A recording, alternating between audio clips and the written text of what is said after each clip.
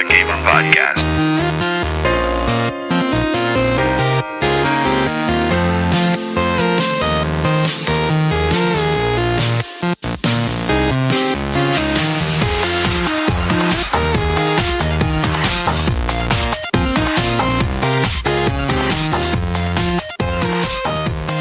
And welcome to the Fathergamer podcast, episode 73. I am your host, Eric Gibbs, the Fathergamer. With me, I have Mike Petty.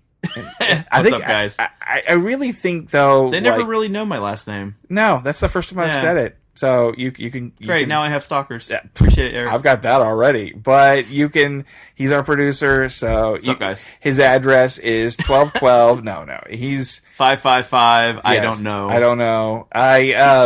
Yeah, speaking of stalkers, I'm gonna put this out here, because I just... Okay, please, people out there, I'm begging you. It's fine if you want to send me money, if you want to send me free games, but please do not send me naked pictures.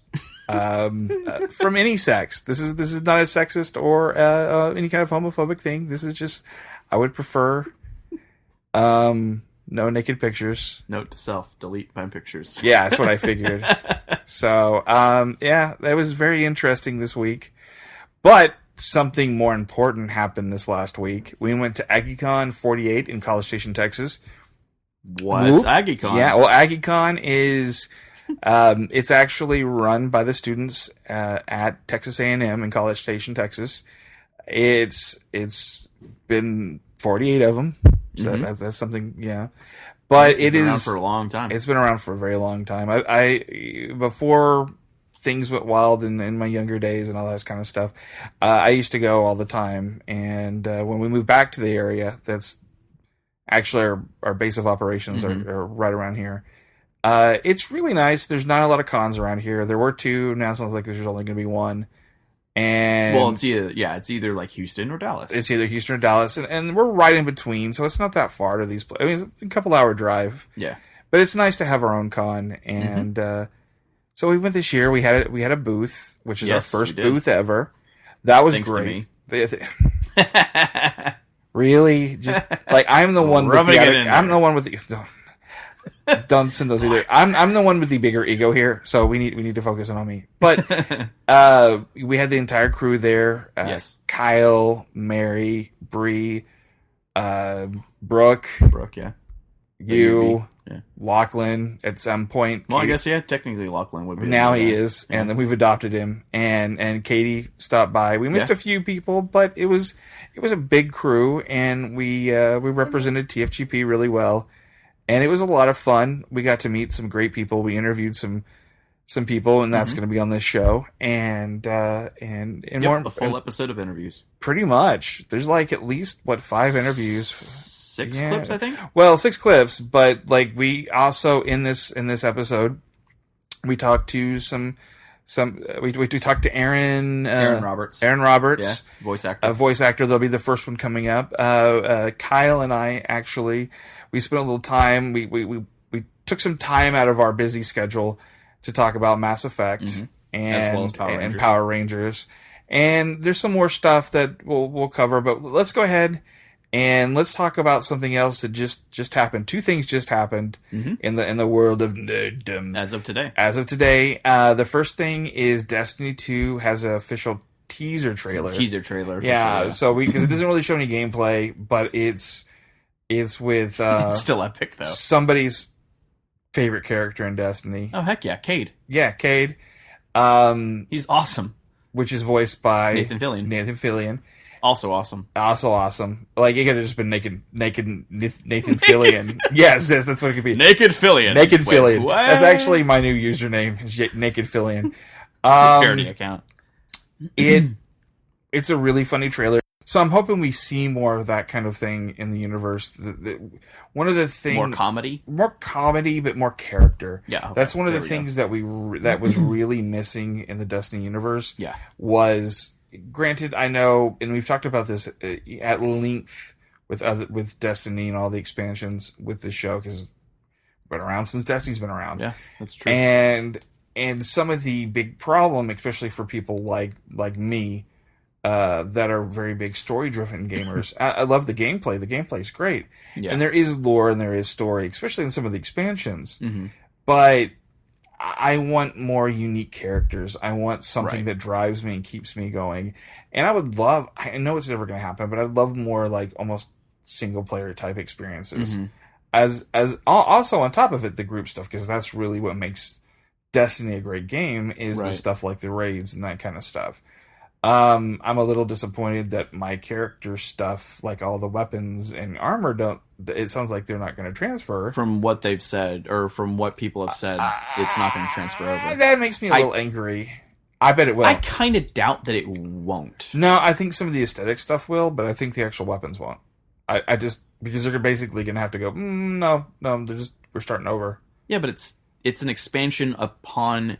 No, it's not an expansion. It is an actual another game. I know it's another game, but it's a continuation of the story. Yeah, but therefore your characters should transfer over. No, your character will transfer over. They'll make up some kind of excuse like, you've lost all your weapons, or something like that. Something like some sort of contamination that causes all the weapons all of a sudden do not fire anymore. Yeah. They're all made out of salami. I mean, that'd be great. Although Cade has his gun, his cannon. Well, because he's also special. Because he's naked Filian. But, that was really cool. And then the Spiderman Homecoming trailer. Yes. It looked... This is technically the second trailer. It looked really good. They've shown a little more of the dynamic between him and Stark. Yeah. And it looks like Damage Control, which is from the Marvel Comics universe, is going to be showing up. And plays a huge part, well, at least kind of a part, in the catalyst for the story and why Vulture is doing the stuff he does. And you were asking, why does Tony Stark, why does Tony give him the suit and not want him to use it? I think it's one of those things is like he was already doing stuff as Spider-Man before Civil War, and Tony gave him the suit, and I think he automatically feels responsible for him. He doesn't want him to get hurt, and it also sounds like there's going to be this dynamic of like him and Aunt May having a relationship. Yeah, like Tony Stark. So there might be that thing is like, I don't want the girl that I'm... He's becoming a father figure for him, basically. Yeah, essentially, which is interesting. Yeah. That's not really been done in the... Kind of was done in Civil War, the comic, but not quite to this detail. Cool. So that's kind of cool which to I see. Still have not read that yet. In the epic ship, boat, harbor scene... I think it's a ferry, if I remember right. Tobey Maguire times 2. Well, yeah, no, times 15, Times dude. 15, yeah. That's way instead bigger of than a train. Instead of an electric chain, it's a ferry being split apart. It's an interesting scene, and it looks like him and... it looks like Spider-Man and Iron Man are actually working as a team during that scene, too. Yeah, he comes in after it starts to split up, and he's got his rockets... Mobile rockets. So it's interesting, and I'm excited. I'm excited to see more. One more nerd thing that I'm going to cover before we get into the interviews. I after that exhausting weekend at AggieCon, I finally sat down to watch the musical episode of Flash. Mm-hmm. It's a crossover with Flash and Supergirl, but it's actually a crossover with anybody in the DC CW universe that could sing. Because they pulled probably be a lot of people actually. Well, they pulled in the Doctor. He's part of Firestorm. Oh, okay. Cool. He's actually a classically trained singer. Nice. And he did in one of the episodes in Legends. He actually he sung during some Nazi wartime thing and all this kind of stuff. Like I knew he could sing. Yeah. And so he's a pretty good singer. Grant Gusman, who plays the Flash, was actually in Glee. Mm-hmm. So, like, I'd forgotten that. And then the moment he starts singing in this episode, I was like, oh, yeah, I forgot. Because he has that kind of Glee. A specific voice. Yeah, he has that Glee sort of, like, voice. And then Supergirl.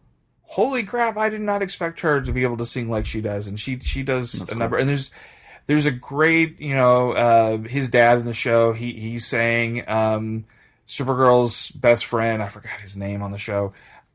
He apparently has done Broadway or something, and he sang, and like a ton of people on the show are incredibly talented. And in if you're a fan of musicals, but if you're a fan of like these kind of stuff, you're probably a fan of Buffy the Vampire Slayer. Oh yeah, and definitely. There was a musical episode of that. Yep. I would say this is maybe even and slightly Angel as well. Did it? I think this was maybe even slightly better than those. Really? Partially because I need to catch up. It did feel shoehorned, like it was to do a musical, like I'm in a world that I have to sing, that kind of stuff. It does feel shoehorned, but in a good way.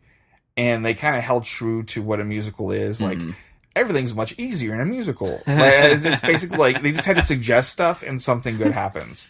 It's like the Muppets. Yeah. We went by map. Yeah, it's kind of almost to that. Not funny. Quite that much, but it's but they do at least one original song though. The rest of them are covers, which I figured.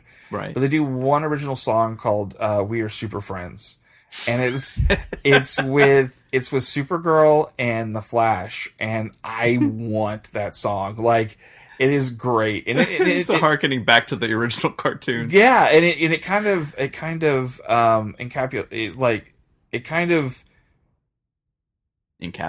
Fine. Yes, thank you. It kind of encapsulates the entire like CW almost. It even mentions Superman at one point in the song, and it's just great. It's a great thing. Highly recommend it, especially even if you're not a fan of the Flash. Like, you might not understand some of the dynamics that are going on in this, in the story, because it's actually a very important episode at one point. That's cool. But I would say try it out. It's great. What we're going to do right quick is we're going to take a quick break, and we're going to come back with the interviews. We'll be right back. And we're back. We're going to go through our list of interviews, our litany of interviews. We've got quite a few. The first one up is Aaron Roberts, a theater and voice actor. He's done a lot of characters in anime. He's done a lot of theater productions. He's actually from the Dallas area, which pretty much, if you're in Funimation, they pretty much are. Yeah, exactly. And he was a great interview. Talking to him about his past, especially with a very religious upbringing, and not being able to watch some of the stuff he's now in, that kind of stuff is very interesting, and it's a great listen, so take a listen. I'm here at AggieCon 48 in College Station, Texas, and I'm talking to Aaron Roberts. Hello, everyone. Awesome. Aaron actually does voice acting. Is that the proper way to... Yeah. Okay, I didn't know. Voice acting and also just regular acting. Oh, do you? Yeah. Exactly. So we'll get into that as well. So can you tell the listeners your body of work? As we record this interview, it's on a Saturday, and tonight on Toonami, Tokyo Ghoul is actually going to make its premiere. Okay. I play Uta in Tokyo Ghoul. I'm also Samuel in Fairy Tail. I am Grisby Keen in Black Butler, Book of Murder, Howard Blink in D. Greyman, Conway Woods in My Hero Academia, Yurie Sogami in Dance with Devils, Sunny in Toriko. I am the voice of Hit in Dragon Ball Xenoverse 2, the video game. So you're doing all this voice acting. How long? When did you start exactly? I have been acting for a very long time. I guess I've been paid to act for like 16 years, and then I got into voice acting for Funimation about 5 years ago. So when you started acting, what was your initial steps? What did you do first? I went to school. Okay. I did theater in high school, but I ended up going to SMU and got a BFA in theater. I went to school there, and then I did a couple shows, and then bounced around different parts of the country, and like nowhere else really felt like home.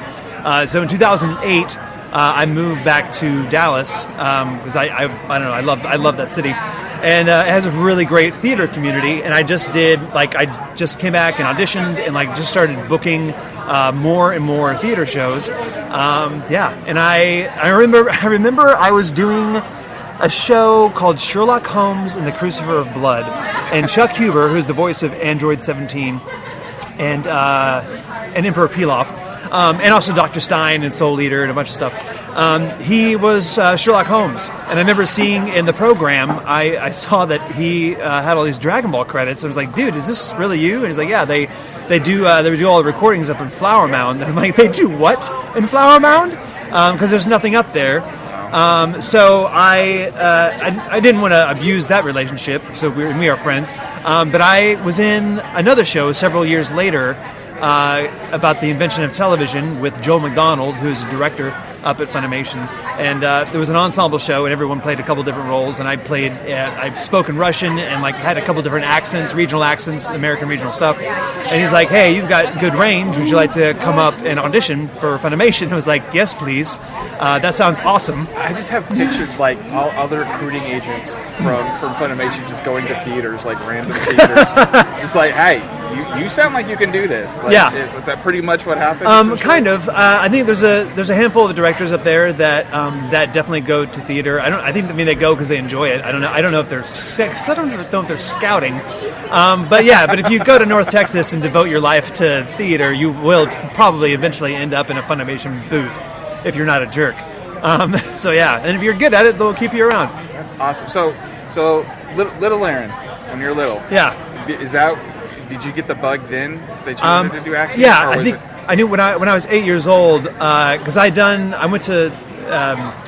grew up in church, and my dad's a preacher, and we go to like Vacation Bible School, and we did plays there, and then like I was part of the children's music ministry or whatever, and we would do plays, and I loved it and had a knack for it, and like I remember when I was 8, I came to my mom and I said, Mom, I think I know what I want to be when I grow up. I want to be an actor. And she said, oh, that's great, honey. You probably want to think of something else. It's good, solid parenting. Yeah. So I tracked a couple of different paths. Wanted to do a couple of different things. I thought about being like a pilot. I thought about at one point in time going into the ministry myself, like my dad. And I eventually I was in high school. I was in an international baccalaureate program, getting a degree in computer programming, and was basically had my mind set that I was going to use all my IB and AP credits to shave a year off of college, go to Georgia Tech, graduate in 3 years, and then go develop games somewhere. And so I basically in high school I went to go see a play. And I was like, oh man, like these guys are good, but I just feel like I could do so much better than this.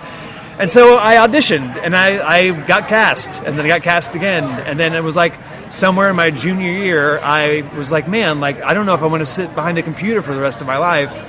Coding is miserable. The worst. Yeah. And that's what I'd be doing. I think now it's a little bit easier. Things are a little bit more WYSIWYG, and like you can whatever. But like learning like QBasic and COBOL or like C++ and Pascal, it was insane. Right. Anyway, so I basically decided to audition my butt off and see where I could get into school.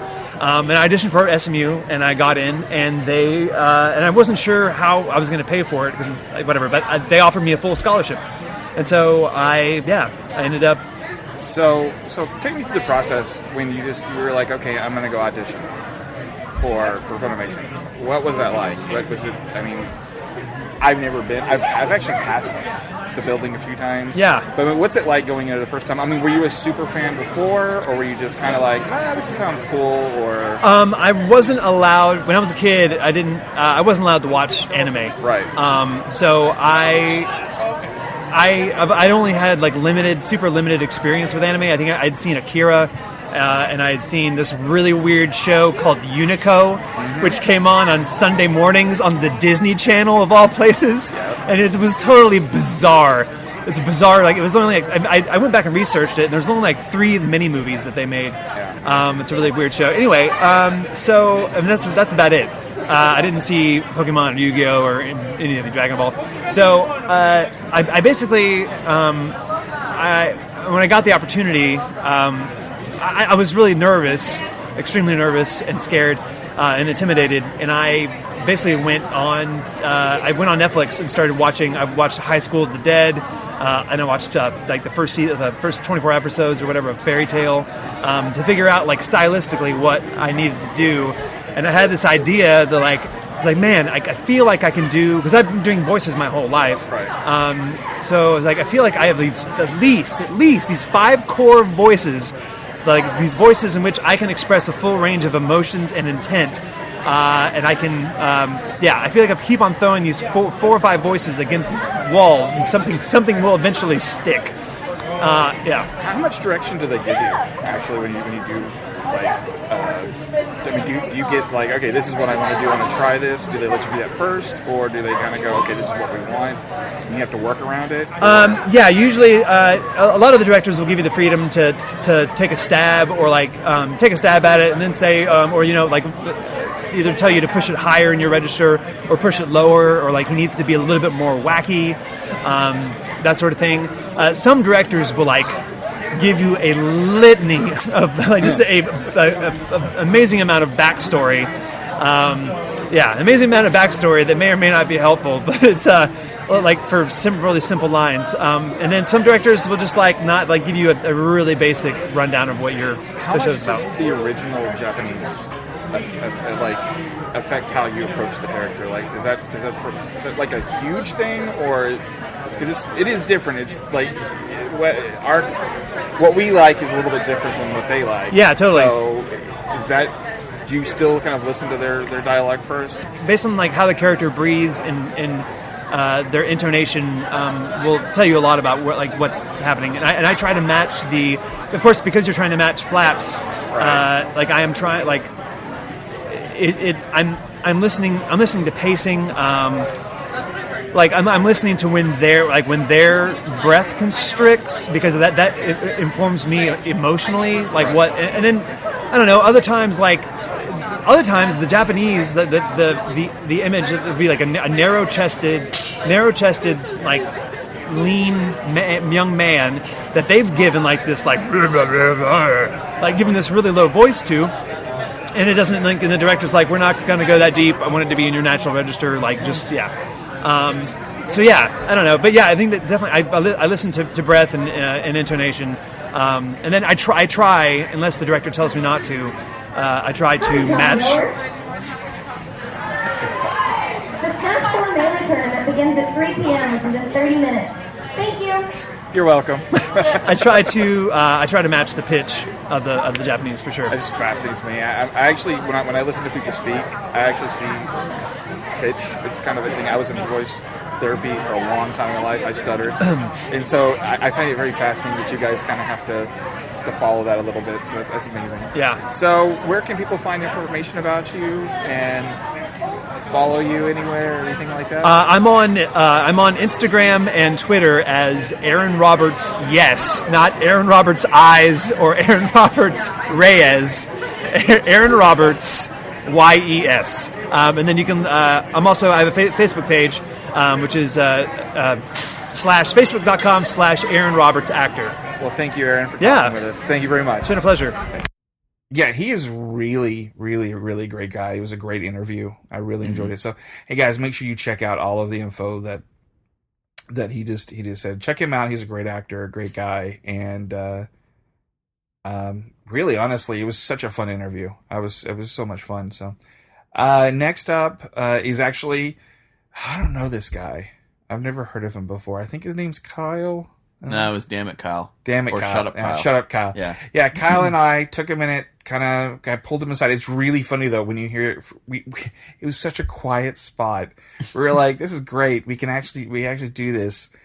And the moment, you'll hear it, the moment that we started recording, there's a little hall where they have a band started practicing. I mean, literally, you hear it in the thing, and it was just really. But we had a great great discussion about Mass Effect, and he also went to go see Power Rangers, so we had a little discussion about that. So we'll get into that right now. Does it mean what? It's got a G spot. Yes, it does have a. Well, that's too close. Yes, it does have a G spot. Okay, so ready? Cool. All right. So we're here at AggieCon. They're playing music. You can kind of hear it in the background. Kyle just showed up. That's actually him playing right now. He can get off stage when we're talking about Same time. Kyle just showed up, and we're going to talk a little Mass Effect. I mean, I know it's a con, but this is important. That's not Mass Effect, it's Mass Effect. Thank you, Kyle. Ass Effect? Yeah, well, that too. That's It's not like the second one, though, where it was just ass. Was that your rating, your review, I mean, of Mass Effect 2? It's ass. Okay, come on, it's Miranda. That's literally what she was. Okay, I will admit that. She's that's the one that's the what's her name from Chuck, right? Yes, I think Yeah, the actress, yeah. So, okay. Mass Effect Andromeda. I've played a little bit of it. I'm still pretty hardcore on Zelda. I can finish it right now, by the way. Like, I can go to Ganon right now. I've got enough hearts, I've got enough stuff, I can go beat him. I just don't want to. No. Like, I hear if you beat it, it pretty much starts back up right before you beat him again anyway, so what's the point? Like, I should just go. It's gonna be a loop. So, Mass Effect. I played about 3 hours, maybe 4 hours into it. About how far do you think you were? Further than that. Like, maybe 20? Like, I visited 3 main planets already and Okay, so colonized. like only Kyle can. So okay, let's start off with the deformed elephant in the room, the animations.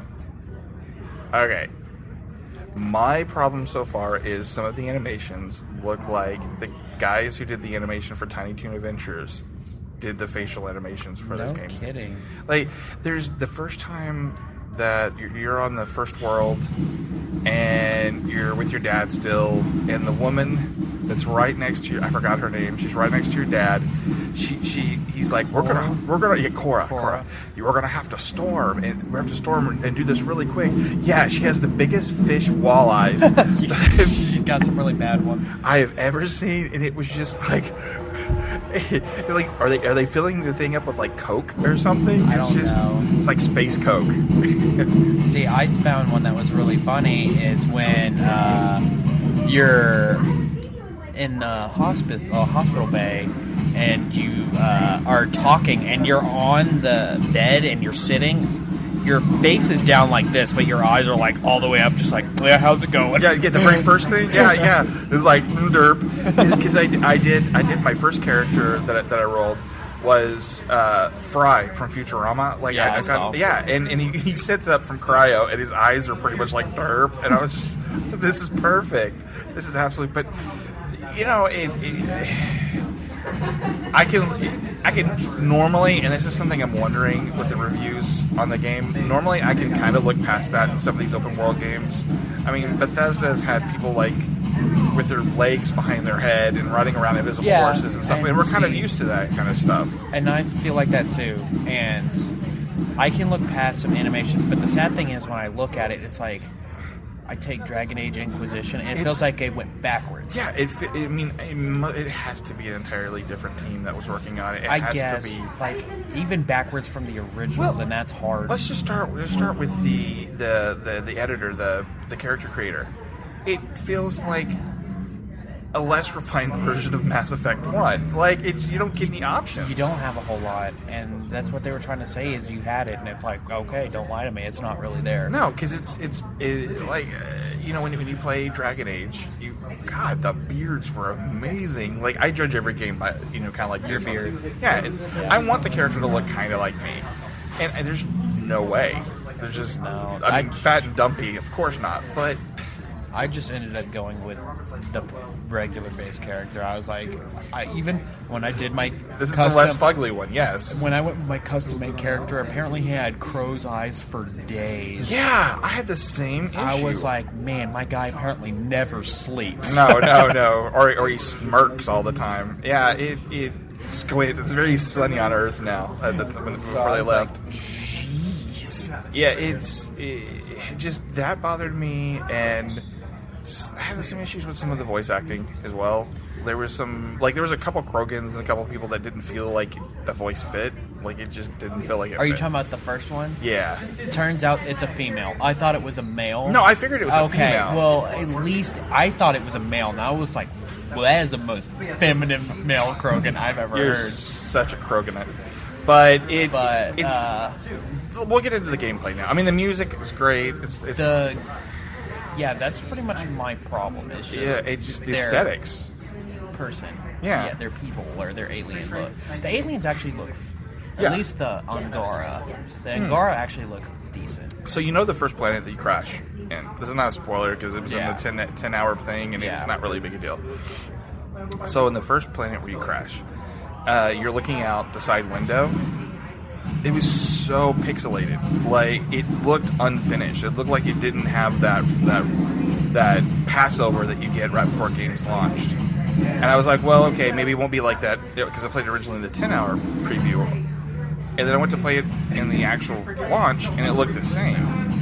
And I've noticed a lot of graphical things like that. It just feels like maybe they should have given it another year.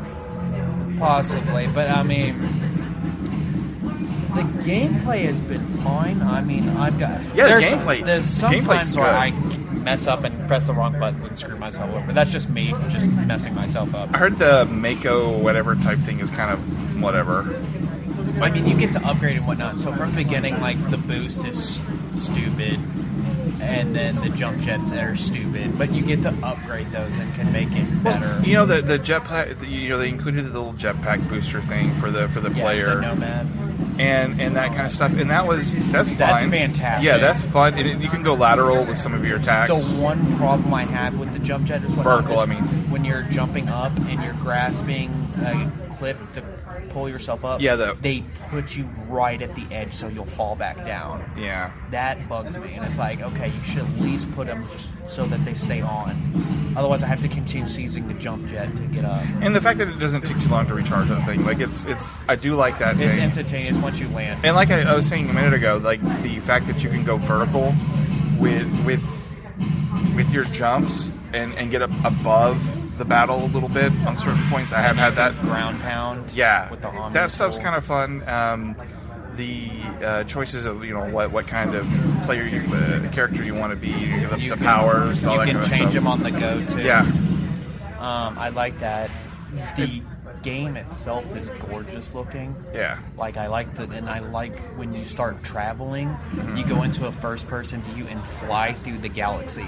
Oh, that's cool. Ship, so it's actually pretty cool. There's a lot of stuff to explore. That's like good. Dragon Age Inquisition, like exploration, or The Witcher exploration. Not as vast. It's a lot more open than the other Mass Effect. And that's where I see where they were going. I have a feeling that's what their problem was. They focused so much on the exploration, on how pretty the game looked, that they didn't work on the characters themselves. Right. It I love this song. Yeah, me too. My wife and I danced to this at our wedding. This was when I lost my virginity. Yes.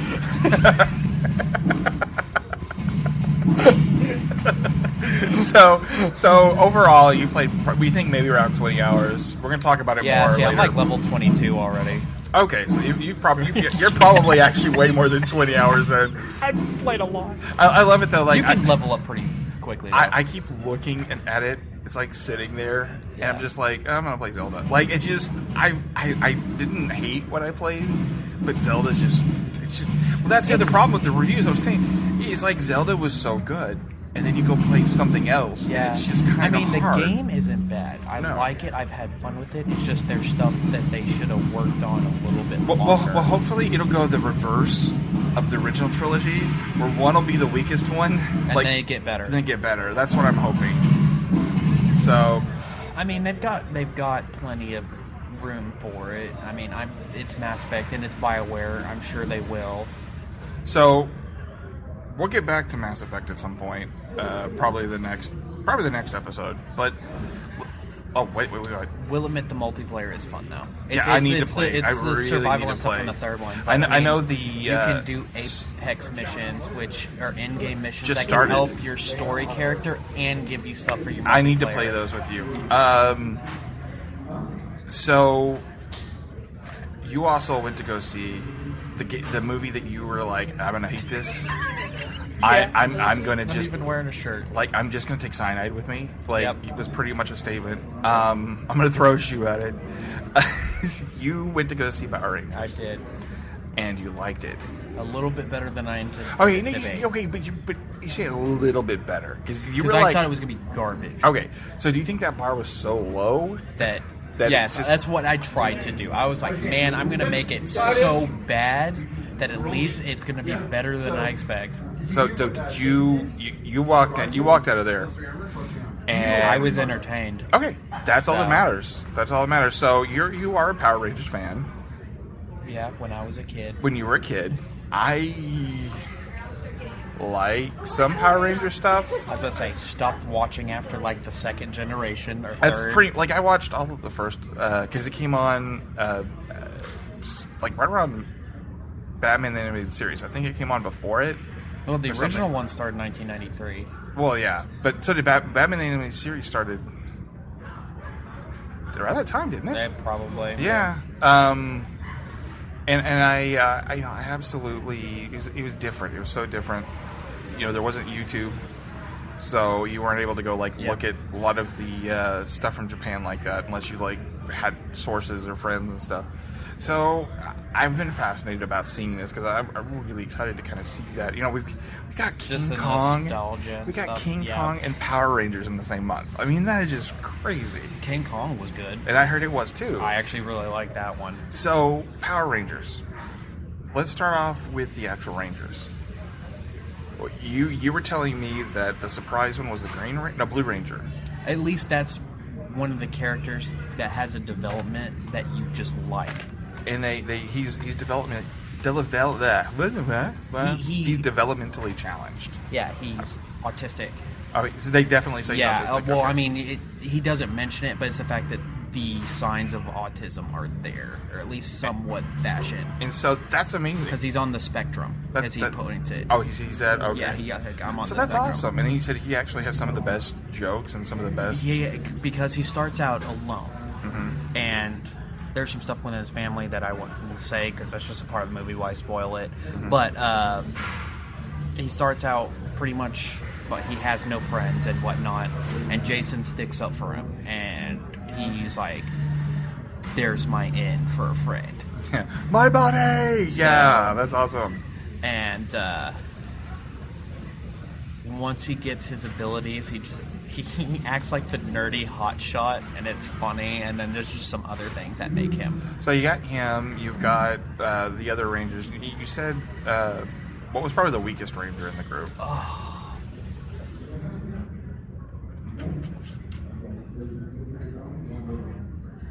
See, okay.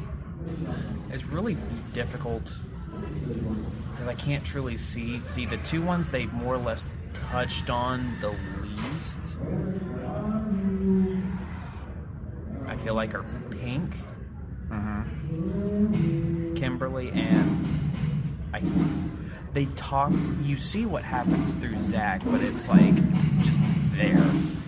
So I was a little worried that they wouldn't, like, especially the female Rangers, they wouldn't focus in on them enough. Training you at least see, because she's another one, because this one is supposed to be a movie that brings, like, I don't know if they fully talk about if she's a lesbian or whatnot, but she's got things that she can't talk about with her parents. Okay. Like, she has a hard time or stuff so like that. So they're trying to kind of hit every facet a little bit. At least something. Now, it's not like, I mean, I'm guessing what I heard that she is, or at least bi or something, but either way, I was just like, okay, I could see the point of it, but they at least show that she has a hard time talking to her parents, that she wants to be by herself, mm-hmm. and no one notices her. And then Kimberly was a popular girl, then just freaking goes AWOL just because two girls just throw her out of the posse.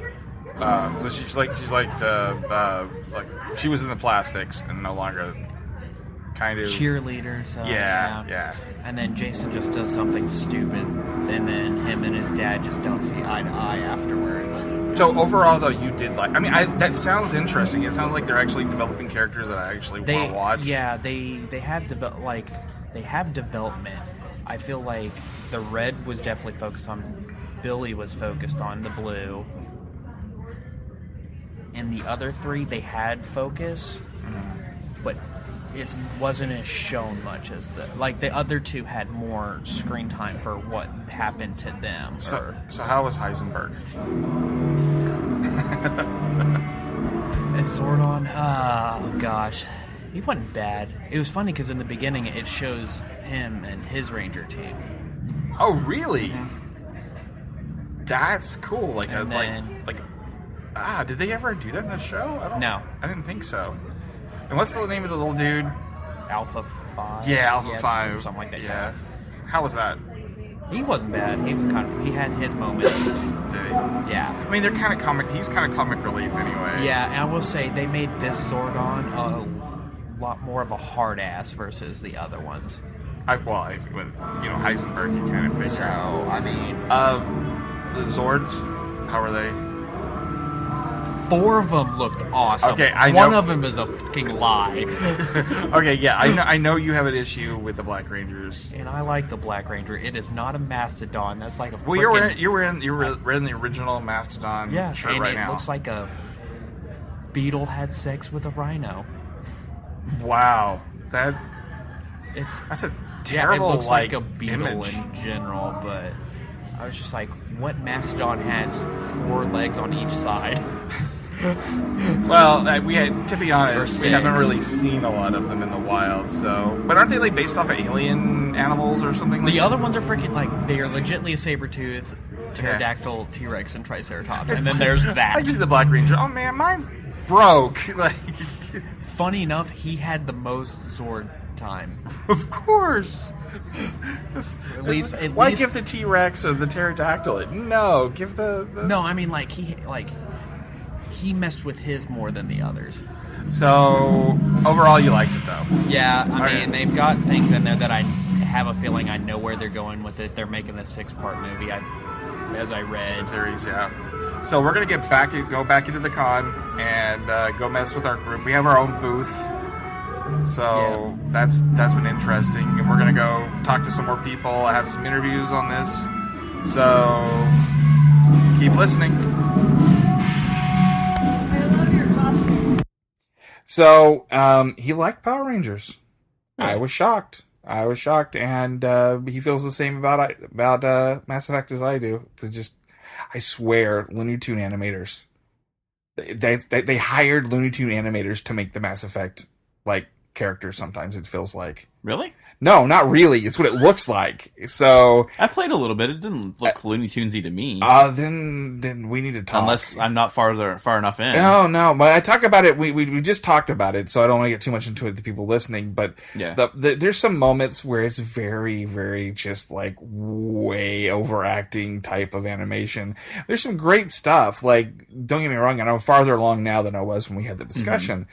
But we'll definitely get into it in the next episode. So, next up is Justin Corbett and George Trisas of Gray Bear Comics. yeah, those poor guys. We were just right. I mean, not just kind of next to them. We were actually our sharing tables were connected Yeah. for the entire weekend, and that's the one thing about College Station. There is a lot of comic book people in College Station, but not quite like there is in other towns. This College Station is a very big tabletop game, card game, that kind of stuff. Yeah. And there's not really many comic book. There's really only one now. Yeah, comic I was book gonna store. say there's 2, but maybe just one. And at one point, there was a lot of comics in this town. Mm-hmm. But they did very well. They have, we talk about it in what's coming up, but I love their comic. Yeah. Speak No Evil is just a great comic, and I let's just go into the interview, and then afterwards we'll gloat a little more about how awesome they are. Cool. Okay, I'm here at where are we? AggieCon. AggieCon. That's right. It's been a long 3 days. That's true. We've been sharing a long table with you guys. I'm here with George and Justin from Gray Bear Studios. Gray Bear Comics. Comics, yeah. And I've been hearing this spiel for 3 days, and I've forgotten already. So, you guys have a comic. We've talked to you before at STX Yes, a few months ago. Yeah. Successfully 2 Kickstarters Yeah, and we just launched our third one. And so, do you guys want to talk about it just a little bit? Yeah, sure. So Speaking of Evil is our very first series. It's a story about two brothers in the 1930s that find a cabin in the woods. They used to be used by H.P. Lovecraft and Nikola Tesla for all sorts of weird experiments. And the boys find it and start playing with the equipment inside and accidentally open a portal to another dimension, letting a whole bunch of monsters through. And then instead of doing the right thing and trying to shut it down, they figure out how to make money on the situation. And they start going from town to town, opening more portals, letting out more monsters, and telling the townspeople, hey, we can save you, but we're not going to do it unless you pay us. It's very much a horror comedy. We launched the first 2 Kickstarters last year, successfully funded them, and we just launched the Kickstarter for issue 3 last weekend. So today we're here just selling the books and posters and all that fun stuff. So where did this story start? I mean, where did the idea of the story come from? Originally, it was a movie idea that I came up with back in college, and I just shelved it because I had no way to produce it. And I wrote it as a short film, and after I shelved it, I told him, Justin, about it.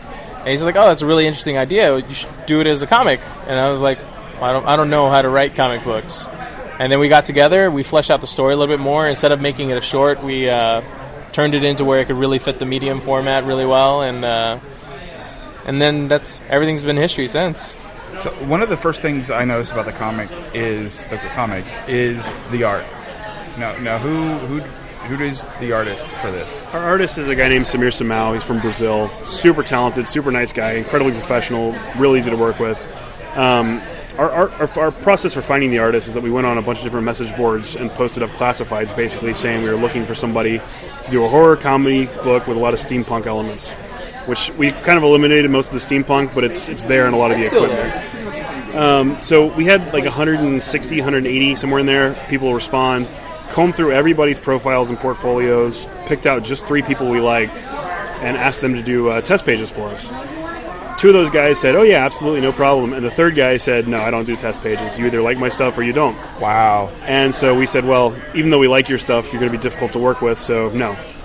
The very same day he did that, we got one more applicant for the job, and it was Samir. And I fell in love with this stuff. And he fell in love with the stuff and convinced me to let him go ahead and do a test page too. Because I was thinking, we already asked the other 2 guys, we'll let them go ahead first. But we went ahead and let Samir do it too. We got Samir's page in like 3 days. It was way better than what the other 2 guys sent in. And we hired him immediately. So other than the Kickstarter itself, because that's a hard thing to get around sometimes, what have been the biggest hurdles for you guys?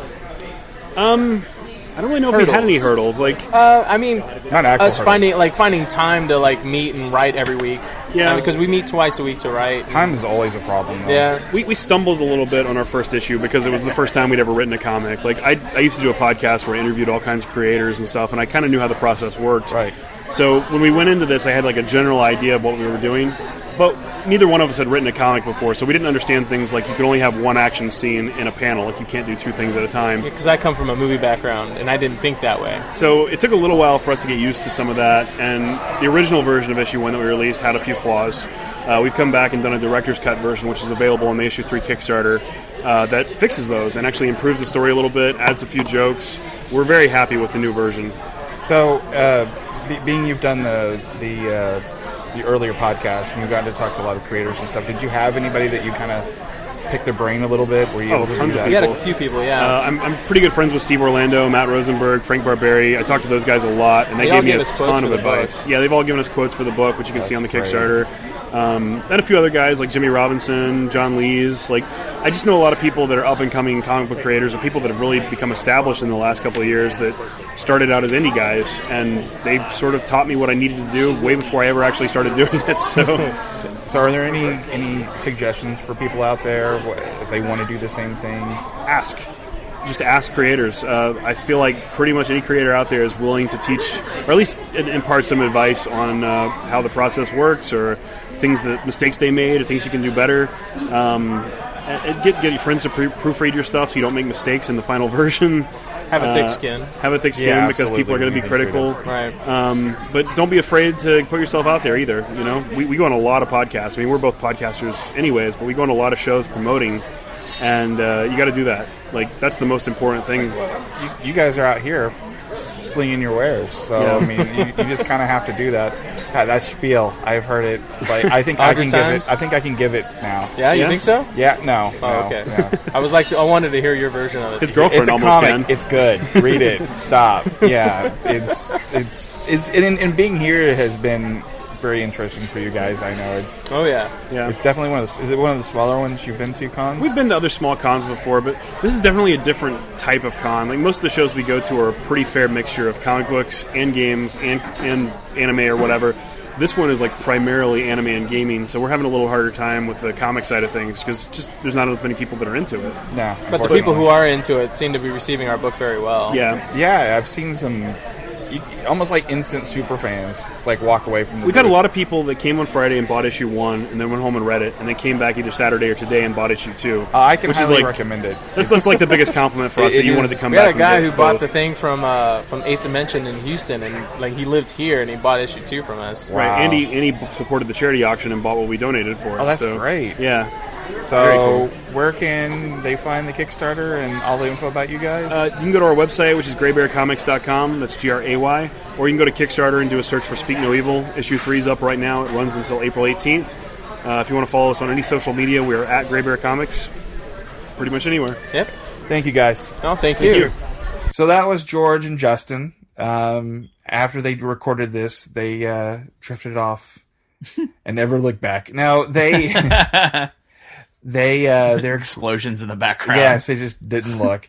They're such a great couple of guys. They were so fun to hang around. We actually hung out with them after, went to dinner, all this kind of stuff, and I consider them friends now.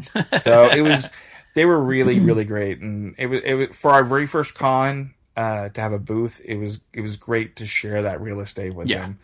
And I already knew Justin from my actual work. Yeah, and I mean, this is work too. But yeah, but they've done what they've done with the comic is so amazing. Yeah. To be able to, I mean, they have a daytime job. Yeah. And still being able to make this happen. Mm-hmm. I think eventually these guys are going to be huge. Yeah. So they're working on issue number 3 right now on Kickstarter, and they plan on doing a full set of 20. So make sure to check out George and Justin's stuff. They're really great guys, and we'll keep up with them. The closer the Kickstarter comes to ending, we'll probably do another interview. Next up, Harris O'Malley. Dr. Nerdlove. Yes. That was the one, we saw his booth over in the corner, and I think it was Bree. She just seemed repulsed, not by him, but the idea of a dating. It's a book on dating nerds. Is essentially what kind of pulls you over to that area, and she bristled, and Brook bristled, and so did Mary. She bristled a little bit too, and I was like, I kind of wanted to find out more about it rather than just getting, well, I agree too. I want to find out. And I think what they were upset about is it kind of sounds like it's a manipulation. Right. This is how you make a nerd love you kind of thing. Mm-hmm. And I think that's what made them upset to begin with. Okay. So let's go to the interview. And then after the interview, we'll talk about it a little bit. Okay. So here's the interview. I'm with Harris O'Malley here at AggieCon 48, and we're going to talk love. What is the greatest advice you can give to nerds with love? In the throes of love or whatever. The throes of love is to keep your head. One of the things that nerds tend to do is they get way too into thinking about what could go wrong. What if this happens? What if that happens? And that is a great way to basically paralyze yourself and never do anything. You have to be willing to take risks. You have to accept that there's no guarantees and that you may get rejected, but it's not as bad as you might think. It hurts, but it's a pain that fades away. And when it happens, you realize, okay, for whatever reason, this person was not right for me. Now you're free to find someone who you are right for and who is right for you and wants what you have to offer. Now, you're not just some random guy that I ran into here at the con. You actually have written books about love. Yeah, I run I run a dating advice blog called Paging Dr. Nerdlove, and I talk about how to improve your social skills, how to find, relationships, how to manage relationships when you get into them, and generally develop like the social life that you want to have. Whether you are looking for that one special person or you want to have a number of different relationships. Maybe you want more than one partner. That's cool too, and I can give you the information on how to develop the skills to do that. So what do you think the biggest problem, other than just being in your head, like too much that nerds have, what do you think really is the pinnacle of everything that goes wrong with nerd love? I think that nerds have a tendency to not open up and empathize as well with other people as we like to think we do. We tend to assume like one narrative and apply that to everything, and we have a hard time realizing that our experiences are not necessarily universal, and people are going to have very different experiences, and that's going to color how they see the world. So where exactly did this start for you? Where did you go? Okay, I have the knowledge to bestow, or when did that actually happen? Oh, I fell into this backwards. It's I started off like almost all of my readers, and I like to tell them whatever problems they had, I had before and worse. But I used to be horrible with women, and after what I call my Batman moment after my brother's wedding, where I, long story short, went head-to-head with one of my best friends over a girl, and not only did I lose badly, but their hotel room was right next to mine. Oh, yeah. Yeah. So I had my Batman moment, except instead of a bat crashing through my window and I saying, yes, father, I shall become a bat, it was more along the lines of I did what a lot of people did, and I Googled how to get better with girls.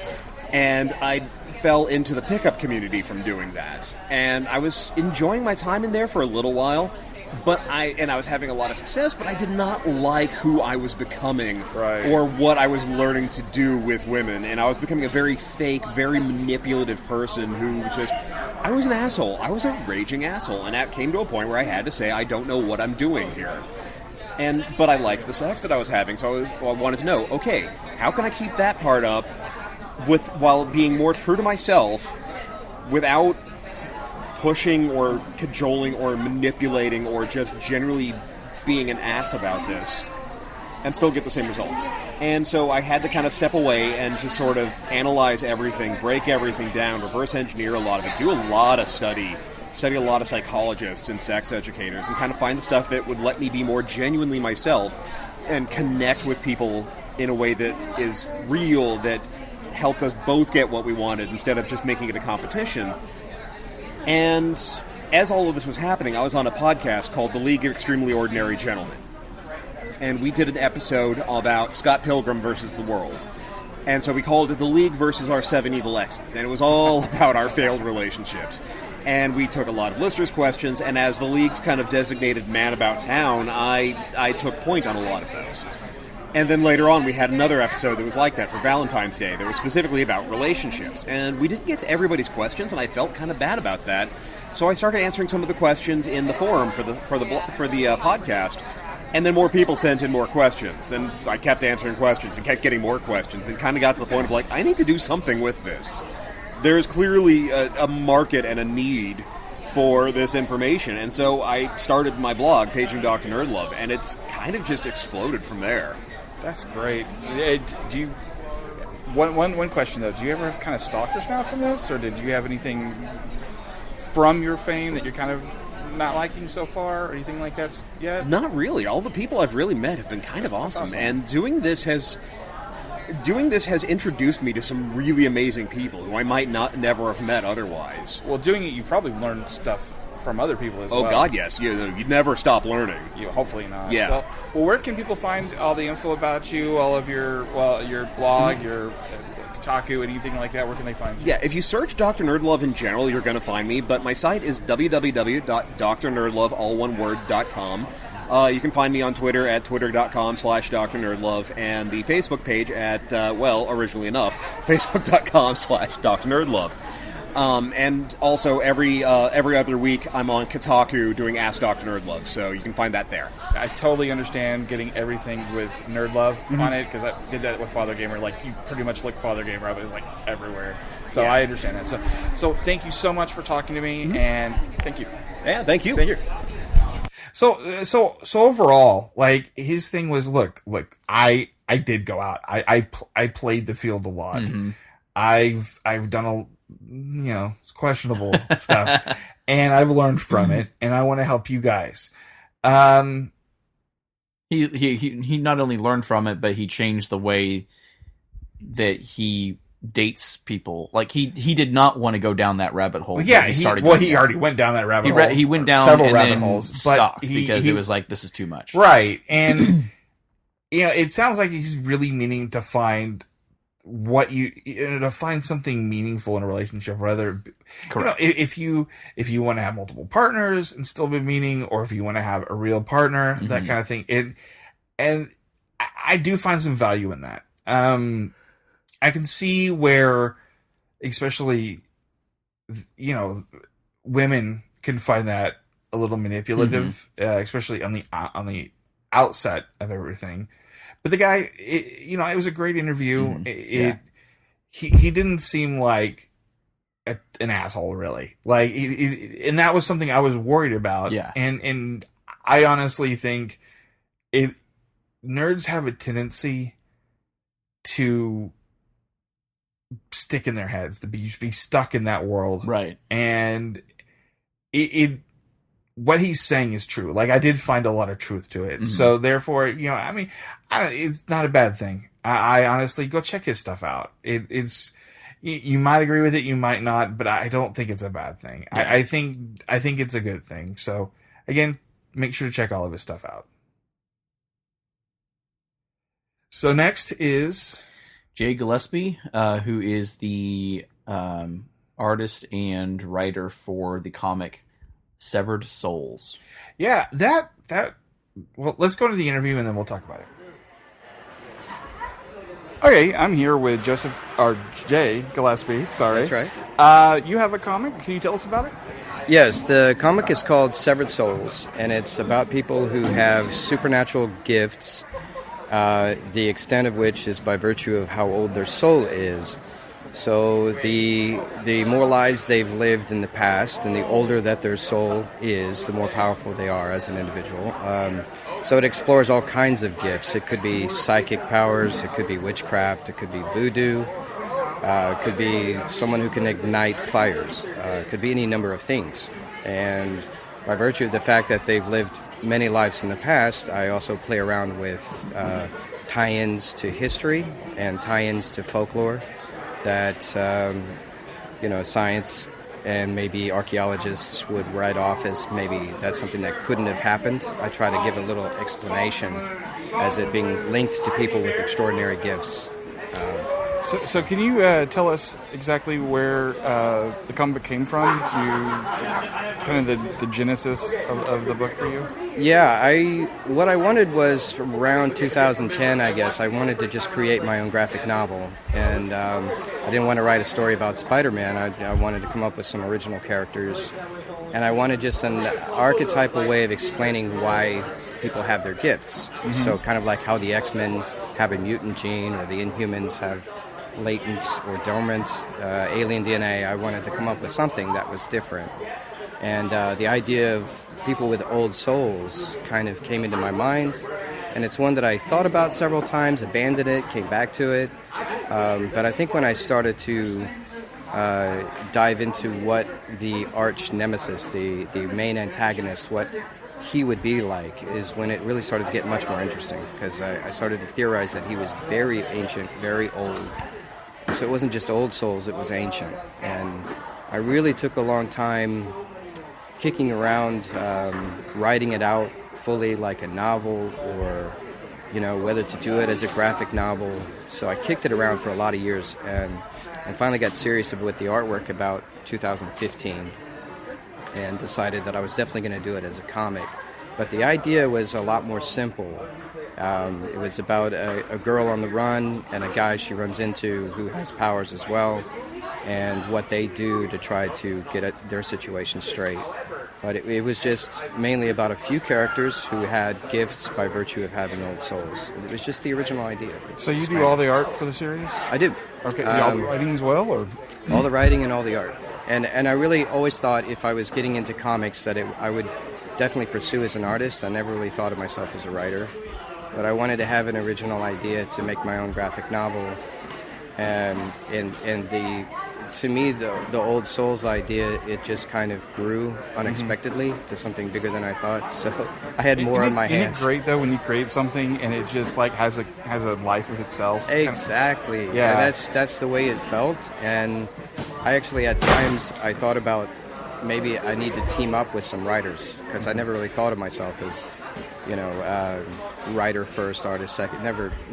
So I just took some time and stepped back. There's a lot of writing I've done that I pushed off to the side because I guess I was just getting my feet wet in writing, right. And so I had to go through a lot of revisions. But so I'm real happy with what I have now. How many issues do you have so far? I have 3 issues, and that's series 1, and there's going to be about 12 issues in the first series. So where can people find it? It's on sale at Bedrock City in Houston. It's also on sale at Nan's. And a few other shops have entertained selling it, but those are the main 2 right now. It's on Comixology, issue number 1, and issue number 2 has been approved, but it's not on sale yet. And also, SeveredSoulsBook.com is a Patreon. There's a low level, like $3, that you can give to receive an issue every time it comes out. Where can they find you? My website is jdgillespie.com, and they can also reach me at info@severedsoulsbook.com or severedsoulsbook@gmail.com. I'm on Twitter, JD Gillespie Jr. I'm on Instagram, Severed Souls Book, and Jay's art page on Facebook. Well, they can find you. A lot of places. They can find me. Thank you so much. Thank you. Thank you. Yeah, this is a great idea for a comic. I mean, it is a really cool idea, and the comic itself looked really nice. He was a really nice guy, and the fact that he's doing all of his stuff himself, he's doing the art, he's doing the writing, that's really hard to do. And he's just like Justin and George. He's slinging his wares. He's doing his best to get everything out there, and he's doing a really good job. Yeah. So you could check out. You probably don't live in the area that he talks about to get the physical version, but you can go check out Comixology. Comixology, yeah. And check out the comic and let us know what you think, and let him know what you think as well. I believe I saw it was on Amazon as well. It is on Amazon? I think so. Okay. And so next up is actually... Wait, do we have one more thing? We have 2 more things. All right. And next up is... Ben Dover's Stiers. Yes. Yeah. Well, I think there's a little pun in there. I think Ben Stiers is probably what he wants to be known as. I know it's on the page, but I have a feeling like it wasn't on his business card. Right. So I'm not going to go with that part, but Ben is awesome. Like, there were some of those interviews that you come along that you just kind of go, I want to be this guy's friend. Like, this guy was really awesome. And he really loves his product. He's this tabletop game he's working on. So let's talk to Ben right quick, and we'll get right back. And we are here at AggieCon 48 with Ben Stiers. It's Sunday, so we're a little tired. We're all a little tired, yes. It's been a very long weekend, but a very fun one. You guys have something to showing off. You did a very successful Kickstarter for, and let's tell the people about it. Absolutely. So we just successfully kickstarted Wrathborne Champions. It is a fully cooperative fantasy game for 2 to 6 players, where you get a boss fight in a box, basically. We wanted to take that feeling of fighting an MMO boss or fighting a big monster hunter dragon and put it on a tabletop where your casual and hardcore players could get together and work together to break down either a massive monster or a heinous horde, is what we like to say. So it was successfully just on Kickstarter, and was overfunded, and we're in pre-production. Nothing is overfunded. Well, we made funding. That was it. We only had we almost made 200% of our goal, which was fantastic and just beyond exciting. So, do you have any planned expansions? Or anything Absolutely. It's one of the big things for us with the games that we make. I hate multi-box solutions. I'll explain that. Is that I like it when you get a game and everything fits inside of the game box, and when you get expansions, they fit inside of the game box. I hate having multiple boxes. You buy a game, you buy an expansion, then you never remember to bring the expansion box and things like that. Right. So we're building Wrathborne Champions to account for over 150% more content to go into the box in the form of expansions. So that way, we have 6 classes and 6 weapons and 10 giant boss monsters to fight in the base game, and we want to be able to. We're building the box to be able to hold 12 classes, 12 weapons, and 24 boss monsters to go in total into a single box, which means that we can sell expansions without permanent housing. So you don't have to spend extra money for a permanent box. You just go in the box that you bought originally. So, what got you into doing this? What drove this passion to? I mean, because you have to kind of go out of your way to do something like this. It's not exactly like, my dad did this before me, so I must do this. So, what brought you to making tabletop games in general? Yeah, it's a little crazy. By trade, I was trained to work with animals for all my childhood and worked in vet clinics. Seems normal. Just transfer to this. Right. And then it gets even crazier because from there I went to work as a business analyst at a bank. So I went from animals to stodgy white-collar work. But all the while I was doing that, I wrote and did creative stuff. So I used to be the managing editor of a podcast or of a website that followed Star Wars: The Old Republic, and did a podcast with that, and traveled all around the world, going to conventions and meeting other creative people, and kind of lit a fire. And then my best friend, reached out to me one day and said, "Hey, you want to make a game?" Just apropos of nothing, and I said, "Yeah, I do." And that was the very early precursor of Wrathborne Champions back in 2012. That is one of those things, though. It's sort of like my grandfather used to tell this story about these water bugs. Like underneath the water, they would see the sky above, and they just wanted to get up there. And as soon as they do, they can never go back. Right. And it's sort of like that if you've done anything creative in a job. Absolutely. That was the thing about when I started writing about video games and started going to E3 and Eurogamer and PAX and whatnot. Yeah. As soon as I stepped into that world with a media badge, right? Because I had a media badge, so I got to go to a special room and I got to get appointments, and I met these people that were doing that creative thing for real. And I just kind of knew, hey, media was pretty cool, but I want to be an exhibitor. I want to make something. I want to show something my stuff. So, yeah. As soon as you go, like anybody and you hear it as a gamer, anytime you end up going to E3, it's awesome. But if you go as media, it is a whole new experience. Absolutely. It just changes you so much. But so that's awesome that you're doing your dream. You're getting your stuff done. Where can people find you? Absolutely. You can find me or you can find us, I should say, on Twitter at Randover Games, Randover Games, or on Facebook at Randover Games, or randovergames.com, all the big headliners. And specifically, if you search for Wrathborne Champions on Kickstarter, you can find our Kickstarter page that shows everything about our campaign that was successful, and it has a pre-order link for the game because we're taking pre-orders. Well, thank you so much, Ben. It's awesome to meet you, and we'll make sure to put everything in the show notes about all of your stuff. I appreciate it. Thank you so much. So I told you, he's awesome. He's really awesome. He's really passionate about it, and it is a really good-looking game too. Cool. So, guys, check it out. Make sure you follow everything in the show notes. We'll have links and everything. What a great guy. What a great interview. So, last up is just a conversation with you, Brook, Mary, Bree, and Lachlan. So what happened? Brook and Mary and Bree, who are all on the show, entered a competition, the cosplay competition, as Navi, Skull Kid, and Link. Yes. And they won. Best group. Yeah. So Team TFGP whoop, whoop, won best group at a cosplay. So that was awesome. Got to cheer it all on. There was some great cosplay in this one too. Like Unfortunately, I did not get a chance to watch. Well, okay, that happened. I'm sorry. Somebody actually got left at the booth. Yeah. Yeah. Well, I didn't want our bags to just kind of disappear on us. Oh, come on. There wasn't anything special in there. Not like all of us brought a Switch. Or laptops. That's the most Switches I've seen in one area ever now, was all of us brought our Switches up there. And I had people come up, what is that? It was that's a Switch. Oh my God, that's what they look like. Like it was really funny. So, but it was really great as a group to participate. We had several people come up to us. I hope you come back next year. I want you guys to be an Aggie tradition, and I definitely hope so too. And I think we will. I think we will. We had a lot of fun, and it was such a great experience for all of us. So what I'm going to do is I'm going to leave the show off with this last bit of stuff with the group, and God, I had so much fun. Yeah, and I personally want to thank AggieCon and all the people that came by our booth. Yeah, we had a lot of...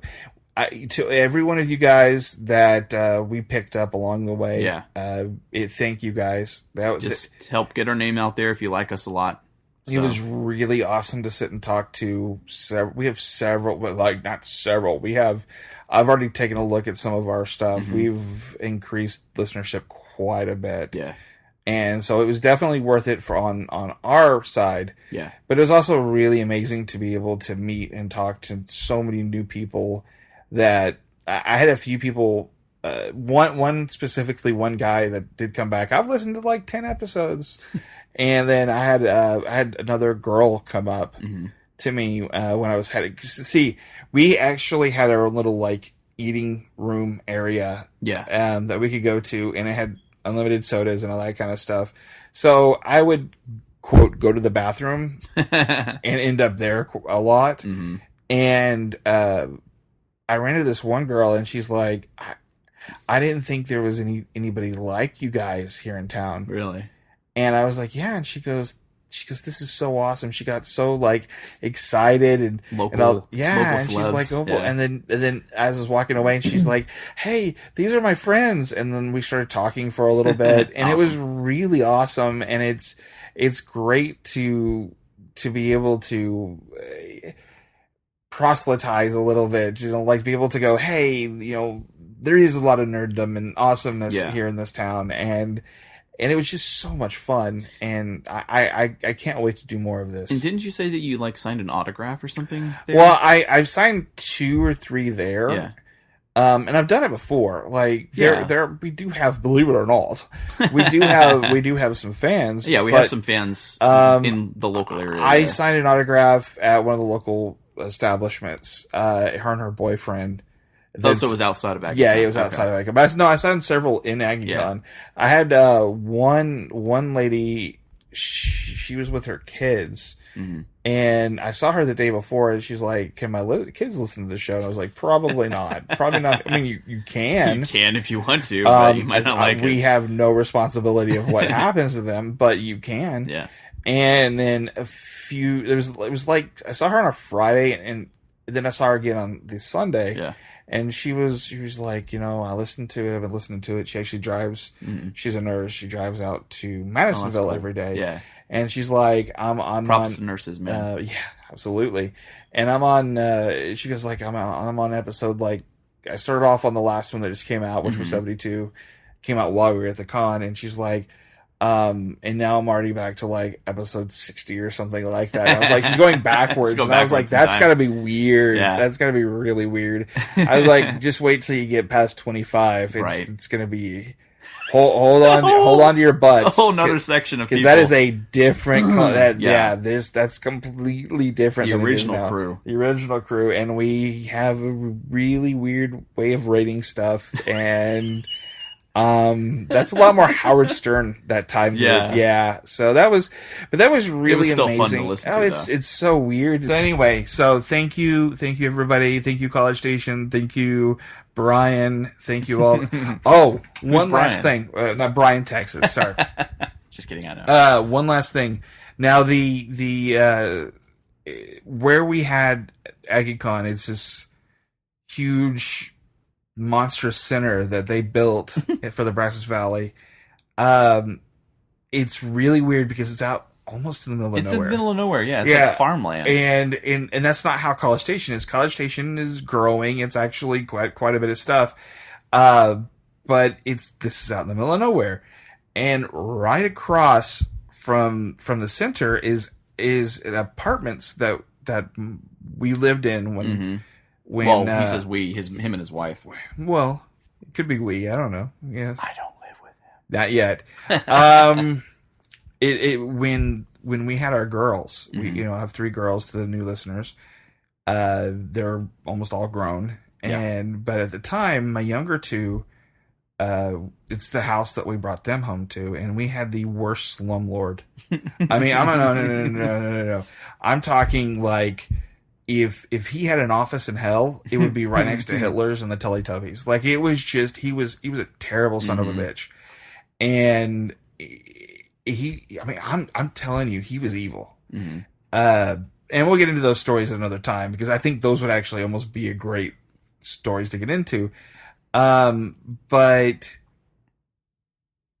it was right across from there, so I was just like, let's go take a look. Yeah. I haven't been over there, and they're abandoned, and they're just derelict, and they just like, there's one area that looks like, it looks like something out of Batman in like the 80s or 90s kind of thing. It's broken windows and graffiti on the inside, and it just looks like. And there was like a long hallway or something. Well, okay, in between it was like a fourplex. Okay. And there's a long wooden hallway that always connected the. It reminded me of like the Harry Potter movie, one of the Deathly Hollow ones. It was definitely a deathly. This, kind of like the walkway underneath the ground. Yeah, it's kind of like that. It almost reminds me of a coal mine, like when you like that kind of thing. And because it has an interesting idea, like when you parked, you didn't have to worry about getting rain on you and that kind of stuff. But the problem is, it almost looks like somebody at a Minecraft built it. That's actually how it was. But the again, evil son of a bitch, and it's great to see something like that happen to somebody like him. And it was weird because it was just like a trip down memory lane. But it was a kind of bad one and a good one at the same time. So people listening, we can sum up everything. Like, it was a great experience. We had a great time, and I got to see like a weird thing from my past. So, hey guys, thank you for listening. Make sure to check out everything in the show notes. And here's the game. The Villa Maria and Wellborn and just go straight. So AggieCon 48. Their Sunday hours. We can't talk through Brooke. She's too damn loud. What did you think of Aggie? Aggie. It's Sunday. We have literally like 30 minutes left. We're about to leave. So what did you think of AggieCon 48? I actually had a lot of fun. There was a lot of interesting people here that I met and that I actually got to talk to, and then talking about the podcast to people who would come to the table. I'm hoping, a lot of people will listen and tune in to us. It's in my purse, dude. And then I had a lot of fun cosplaying. And you guys actually won. You guys won. Hey, Mary's here too. Yay! You guys won. Brooke, you won too. What am I what? Okay. She's just best group cosplay. Yes. Yeah. So that was awesome. You guys did amazing. I mean, there was a lack of me. There was a lack of me involved. Yes. And you know what else was a big deal? Our little straggler now, our little guy, Lachlan, who we've adopted. We have. Yes. Thank you guys. This was your first con? Yeah, it actually was. Ever? Yeah. Wow, this is a good one to break you in. Like, it's because after this it's pure like orgies and like and lollipops. And I was a little disappointed that there wasn't more of that. Yeah, I know. But there was a lot of girlfriend chili, so that makes motherfuckers. True. Balloons. We did God get some damn it, I good hate you Wolfriend all. chili in. Yeah, there's a lot of inside jokes. You know, anything like this is a group bonding experience. This is something that, as a group we'll have stories about forever, and that's the thing about a con. Like, you get to go hang out with friends, people that are like-minded, and really get to enjoy things. So guys, thank you for listening. All of the people that you hear on this show, everybody that works with this show works really hard, and it was a lot of fun to hang out with everybody. So thank you very much, and as always, achieve greatness. I'm really glad that worked. Those would have been terrible last words.